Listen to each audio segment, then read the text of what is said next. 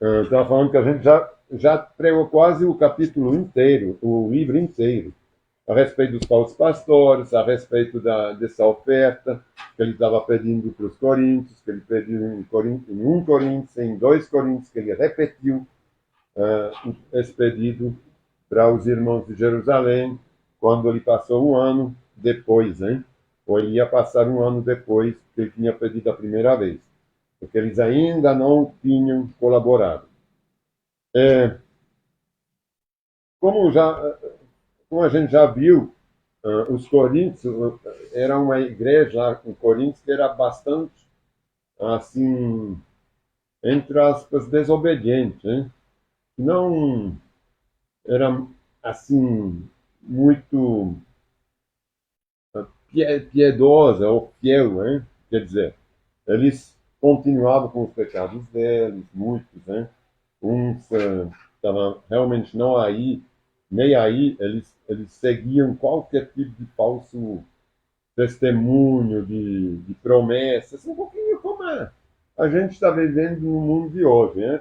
Tá se pregando muito Deus, mas quando se prega um Deus verdadeiro, aí ninguém quer muito saber dele, não. Eles querem saber de Deus se eles têm a permissão de continuar com a vida antiga deles, né? Não como nova criatura, não abandonando os vícios para agora servir a Deus, ou servir até o próximo. Então eles eram muito gananciosos. O Paulo agora ele está dando nesse capítulo 12, ele está dando o exemplo dele, né? Como ele precisa também de ter essa alguma não doença, mas enfermidade, como essa enfermidade, na verdade, lhe é benéfica, né? Porque através dessa enfermidade ele consegue ficar perto de Deus, porque a gente conhece o Paulo, a gente sabe de onde ele vem, então ele era um fariseu muito radical, hein? Servia no exército romano, era um soldado romano que perseguia os cristãos na época, hein? Então a gente sabe que dentro dele ele é um homem muito bruto, hein? É muito rígido, já radical como sendo na religião antiga dele, ainda matando cristãos depois no exército romano. Então, porque ele tem a dupla nacionalidade. Hein? Então, a gente vai ler eu peço realmente, eu estou pedindo ao Espírito Santo que a gente possa entender até qual ponto Paulo ele chegou para ter esse entendimento. Imagina um cara bruto, andando, era tudo a cavalo, né? Poderoso, podendo perseguir, matar.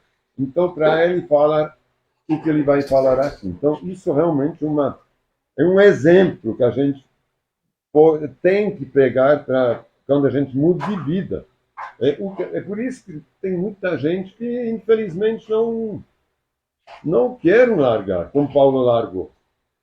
Paulo sempre fala, eu me alegro, eu estou alegre. Então, eu não acredito, vocês são testemunho disso, que quando a gente serve o Senhor, a gente fica triste. Ele não fica triste. A gente serve o Senhor na alegria. Só que a gente não se acha mais esse cara ou essa mulher toda poderosa que tá pisando em cima dos outros. Não.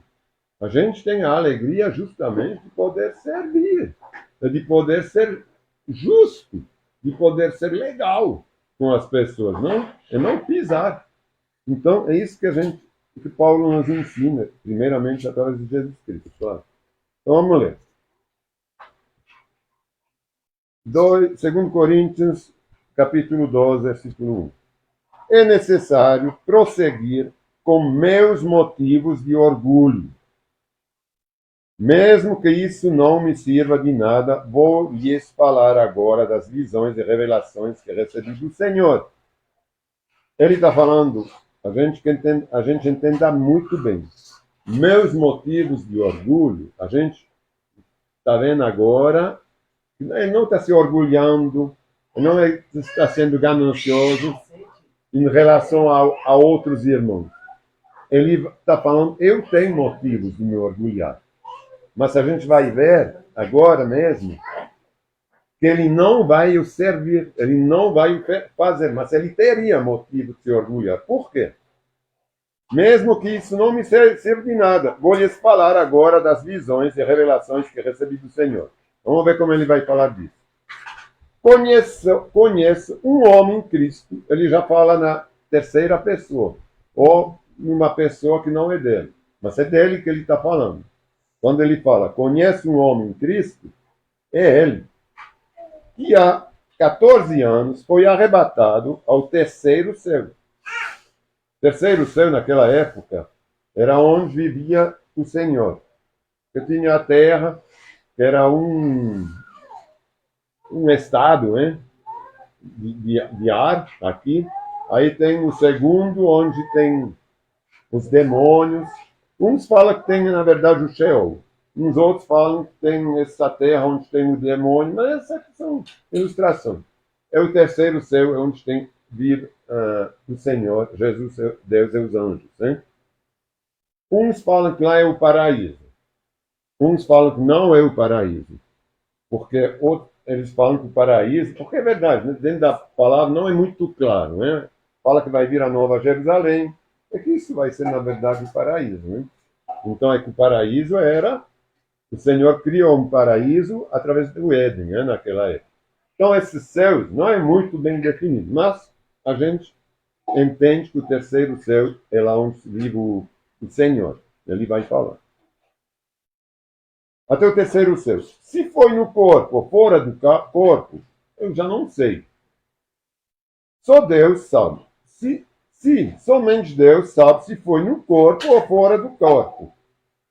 Então ele não sabe, ele não está conseguindo lembrar. Ele estava num estado tal, quando ele foi arrebatado, que ele não sabe se é só na mente, ou se é tudo ele mesmo que foi lá. É como, às vezes, quando a gente sonha, a gente não sabe se é real.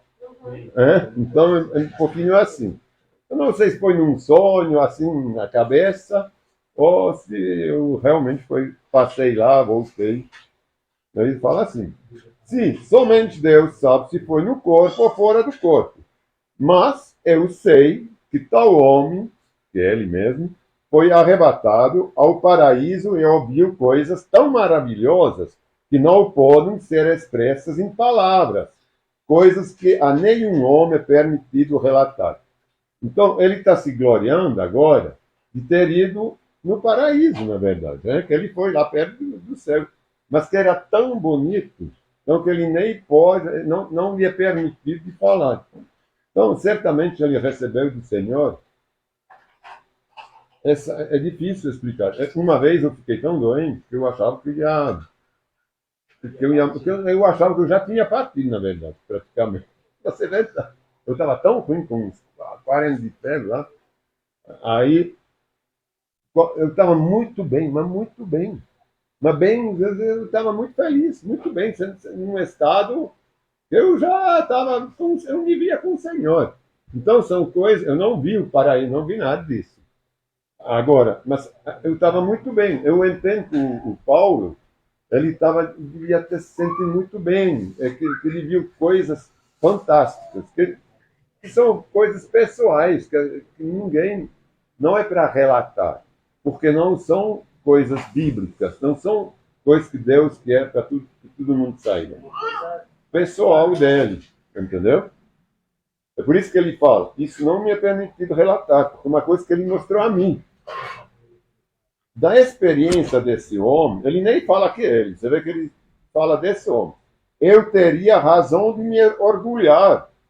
Ele fala, eu teria razão de me orgulhar. Poderia falar, eu fui arrebatado, o Senhor me ama muito mais que vocês, eu sou o cara, não é? Vocês foram no terceiro céu, vocês não foram, mas eu fui. Entendeu? Ele poderia se orgulhar, né?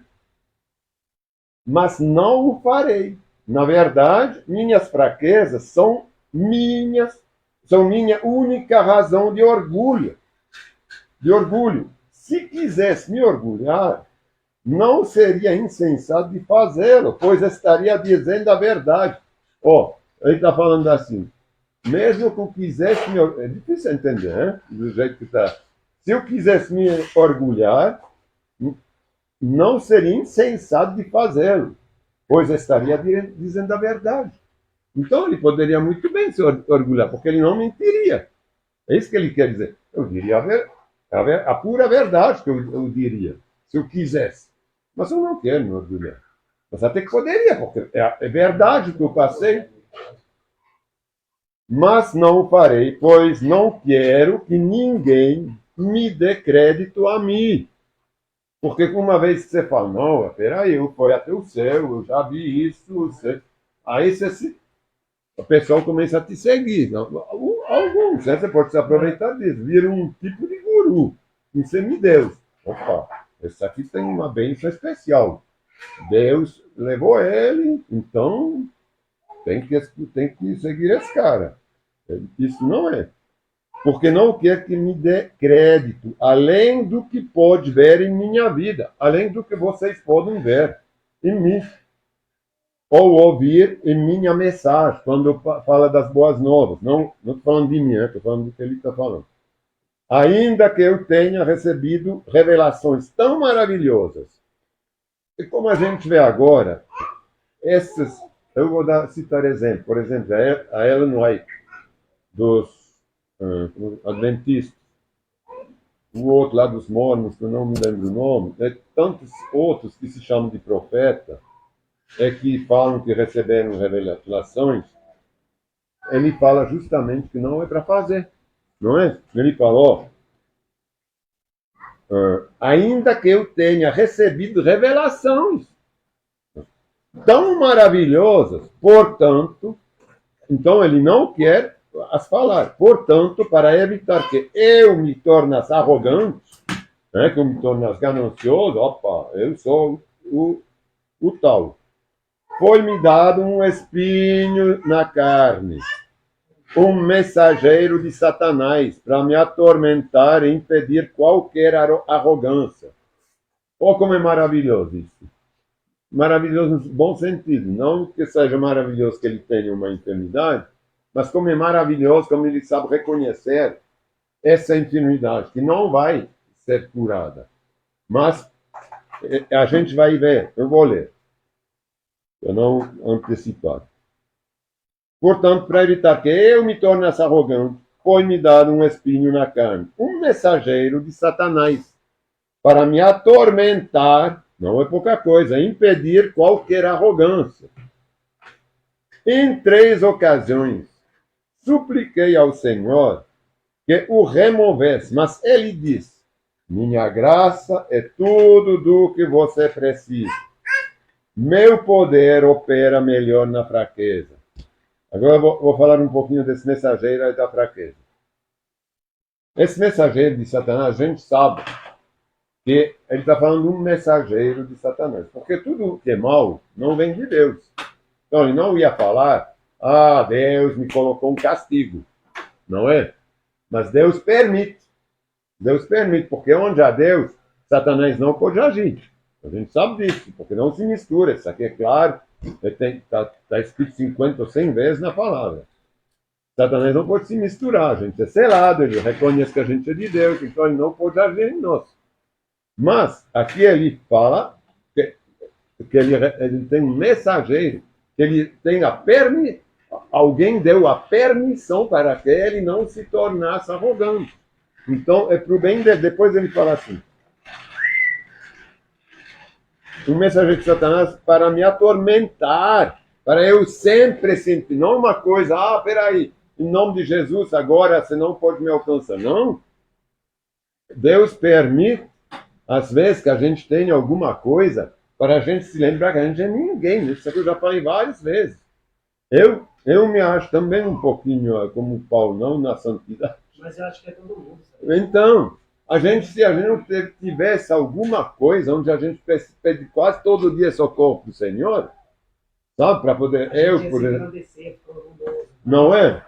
Porque quando era mais novo, que a saúde estava melhor, eu vou te falar, eu estava nem ligando, não. Aí Deus me falou, então tá, você vai fumar, fumar, fumar, eu vou te deixar fumar, esse mensageiro do capeta vai te fazer fumar até você ficar bem ruim do pulmão, para você não esquecer de mim, senão você vai ser perdido, rapaz. Ele permite, não é que ele me fez fumar, mas ele permitiu. Essa aqui é uma. Hoje eu vejo isso como uma boa coisa, porque eu tenho certeza que eu estaria lá no meio da gandaia, se eu tivesse uma. É sério, porque quantas vezes eu me. Assim, eu dobrei o joelho na frente de Deus, depois está tudo maravilhoso, aí, opa, aí caiu o dinheiro, entendeu? Aí você vê tantos exemplos até no mundo cristão, de gente bem servido, com o dinheiro, sou do pastor, isso é tudo muito bem sucedido, que começa a casar com novinha, ou mulher que começa a se achar sei lá o quê, de pastora. Isso aqui é muito comum. Mas é quando começa a crescer, porque quando elas não têm visibilidade em lugar nenhum, elas são humildes. Uma vez que começa a ter visibilidade, aí é que as pessoas vão para elas, ou para eles, aí não dá, já vira filha do capeta. Entendeu? Isso aqui é muito triste. Então, como Paulo, é por isso que eu falo, a gente tem que ter esse entendimento do Paulo. Que a fraqueza, o servo, ele tem que ser fraco, é humilde. Ele não pode, não existe um servo ganancioso, que está acima do patrão, por exemplo. Isso não existe, não é mais um servo. Não é mais um empregado, quando está acima da lei, de tudo. É a ganância, é o. Sei lá por que é, mas não é servo. Jesus sempre mostrou esse exemplo. Olha lá. Portanto, para evitar que eu me tornasse arrogante, foi-me dado, é um dom. Que maravilha, Senhor. É um dom. Foi-me dado, permitiu que o Satanás. Eu acho que foi-me dado alguma coisa no pulmão. Todo dia eu tenho que falar, ó Senhor, eu preciso poder respirar. Me dá essa respiração, como a gente fala, esse fôlego que eu tinha na minha juventude. Está escrito na palavra que quando eu ficar velho, não vou me cansar, está na palavra, em nome de Jesus, eu não vou me cansar, eu vou voar alto como a águia. Então, é isso que eu quero em nome de Jesus. Estou aqui, quase gritando. Não sei se estão ouvindo. Entendeu? A gente chega até a esquecer que tem alguma coisa. Porque é nessa fraqueza que eu me deixo conquistar pelo Senhor. Não é na soberba em cima do cavalo. Uma vez que a gente tirou o chapéu e desceu do cavalo. Entendeu? Assim não dá. Então, em 3 ocasiões, o mensageiro de Satanás para me atormentar e impedir qualquer arrogância. Versículo 8. Em 3 ocasiões supliquei ao Senhor que o removesse. Mas ele disse, minha graça é tudo de que você precisa. Meu poder opera melhor na fraqueza. Portanto, agora fico feliz de me orgulhar das minhas fraquezas, e não do que eu vivi, que eu fui arrebatado. Para que o poder de Deus opera por meu intermediário. Porque ele falou que eu opero melhor na fraqueza. Então ele se orgulha de ter isso, de ser fraco, para que o poder de Deus possa agir melhor através dele. Por isso, aceito com prazer fraquezas e insultos, privações, perseguições e aflições que eu sofro por quem? Por Cristo. E quando a gente fala que a gente morreu junto com ele, é isso que a gente tem que sofrer para morrer, não é? A gente sofre isso e morreu com Cristo. A gente também ressuscitou com ele. Pois, quando sou fraco, então sou forte. Atos. a respeito de cada caso devem ser confirmados pelo depoimento de 2 ou 3 testemunhas. Em minha segunda visita, já adverti aqueles que estavam em pecado, Agora, como naquela ocasião da segunda visita, volto a adverti-los e também os demais de que da próxima vez não os pouparei. Então, ele está falando, vocês lembram que ele tinha falado que ele ia enviar Tito, hein? Alguns mensageiros lá para saber como que eles estavam e tudo. Então ele tinha enviado o Tito. Tito voltou para ele e falou, já está meio ruim. Já tem muitas brigas. Tem muitos pecados. Coríntios era uma cidade enorme, de 400, 500 mil habitantes. Na época era enorme, como se fosse uma cidade hoje de vários milhões. Porque 500 mil habitantes, a terra, talvez tinha nem 1 bilhão naquela época de habitantes. Então, não devia ter talvez 1 bilhão, mas nem isso. Então, 500 mil habitantes era uma cidade gigantesca. Né? Então, via do mundo inteiro lá para Corinto. Era a Grécia, era uma civilização assim, bem sucedida, né? Os gregos. Então, tinha realmente de tudo e qualquer coisa do mundo inteiro lá. Então, era muito fácil entrar para alguém se desviar. É como hoje. Com tudo que a gente tem, é muito fácil se desviar. Né? Se a gente não tem um conhecimento aprofundado da palavra, a gente não tem um ponto de referência, um porto seguro para se ancorar. Não, peraí, essa aqui não está na palavra. Esse aqui é mais uma coisa para me tirar a atenção. Hoje está mais fácil ainda, né? Entendeu? Então, era terrível. Quando ele voltou, então é por isso que ele está falando agora, da próxima vez, eu não os pouparei. Você vê que ele não está querendo passar a mão, não. Eu lhes darei todas as provas que desejaram de que Cristo fala por meu intermediário. Ele vai dar como? Falando das boas novas, falando de tudo que Cristo falou para ele, para o pessoal lá, porque não tinha ainda as boas novas escritas. Né? Quem escreveu as primeiras, traduziu para o Paulo, se eu não me engano, foi o Lucas, o Evangelho de Lucas, que foi feito na prisão junto com que Lucas fez. Lucas não viu Jesus. Né? Paulo ele fez um relato na prisão para Lucas, que estava lá, e Lucas escreveu. Isso ajudou depois para justamente a evangelização, porque tinha alguma coisa escrita. Né? Mas a gente não tem que perder de vista que não tinha nada escrito naquela época do Novo Testamento. Então, quando ele fala que eu lhes darei todas as provas, é porque ele vai falar as verdades de Cristo. Ele não é fraco a tratar com vocês, Cristo, hein? Ao contrário, é poderoso entre vocês. Embora ele tenha sido crucificado em fraqueza, agora vive pelo poder de Deus.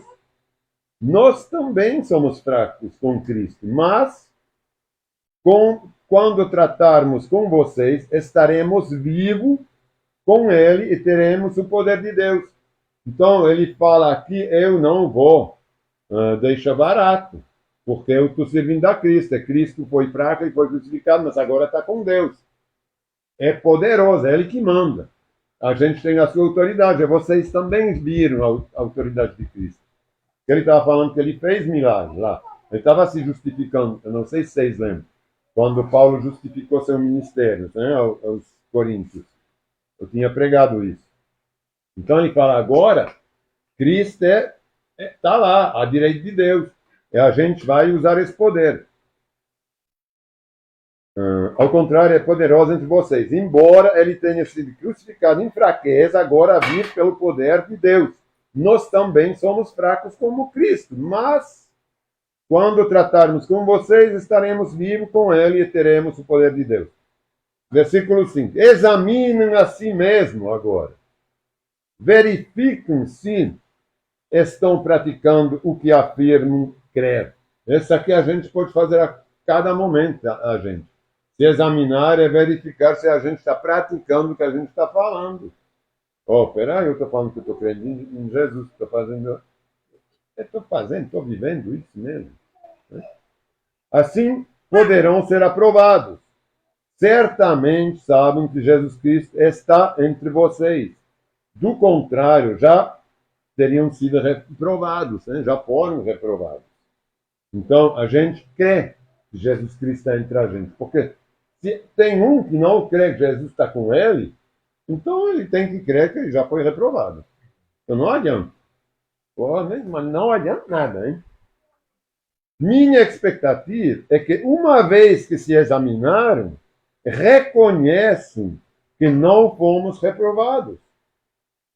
Então, a expectativa é o quê? É que a gente, uma vez que a gente se examine, peraí, será que a gente está vivendo? Será que aqui está sendo pregado o Evangelho? Ou é para ser reprovado tudo que está feito? Porque é verdade, pode.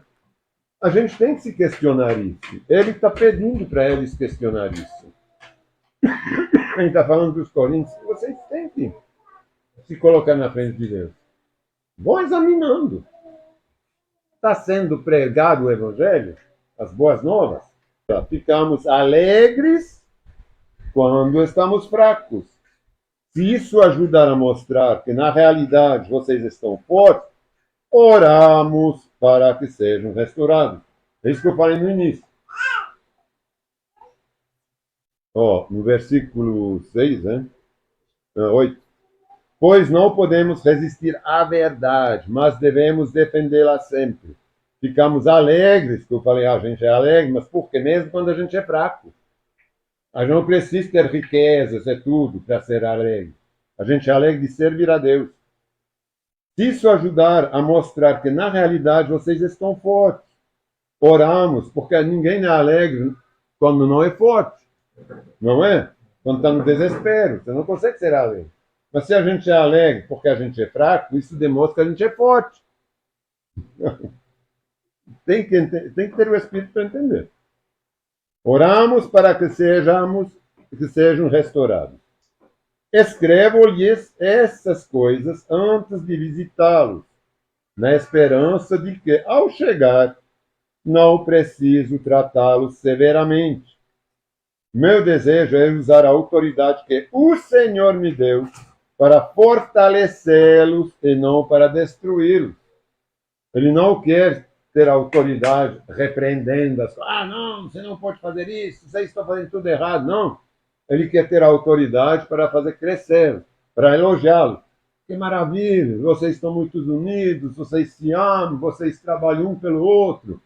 É isso a autoridade do Senhor. Então vão em frente com essa autoridade, vão repreender o mal, vão fazer. É para isso que ela tem que servir. Não para destruir, não para repreender. Então ele está falando, escreve essas coisas já de antemão.